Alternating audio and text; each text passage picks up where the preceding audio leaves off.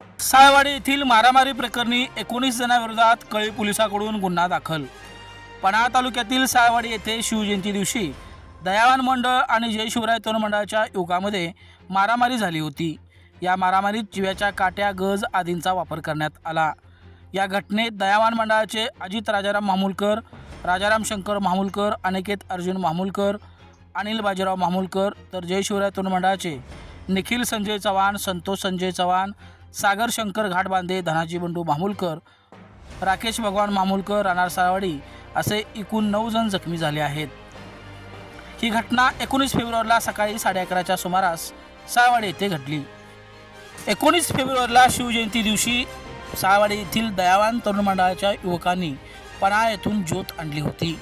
ही ज्योत घेऊन दयावान तरुण मंडळाचे युवक गावात आले असता त्यांनी जय शिवराय तरुण मंडळाच्या समोर सायलेन्सरच्या पुंगळ्या काढलेल्या दुचाकी रेस केल्या। याबाबत जय शिवराय तरुण मंडळाच्या युवकांनी जाब विचारला असता शाब्दिक बाचाबाची होऊन त्याचं पर्यवसन मारामारीत झालं। यावेळी दोन्ही मंडळाच्या युवकांनी आणि कार्यकर्त्यांनी एकमेकांना मारहाण केली। गाड्यांची तोडफोड देखील करण्यात आली। दोन्ही बाजूकडचा जमाव गोळा झाल्यानं वातावरण तणावपूर्ण बनलं। घटनास्थळी कळे पोलिसांनी बंदोबस्त तैनात करून परिस्थिती नियंत्रणात आणली। दरम्यान या घटनेबाबत दोन्ही मंडळाच्या कार्यकर्त्यांकडून फिर्याद न देण्यात आल्यामुळं दोन्ही मंडळातील एकूण 19 जणांच्या विरोधात कळे पोलीस ठाण्यात सरकारतर्फे पोलीस कॉन्स्टेबल अंकुश शेलार यांनी फिर्याद दिली आहे।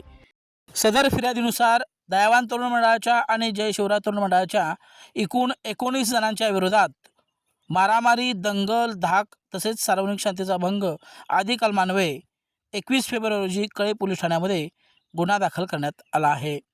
तपास कळे पोलीस ठाण्याचे सहाय्यक पोलीस निरीक्षक दीपक कदम हे करत आहेत।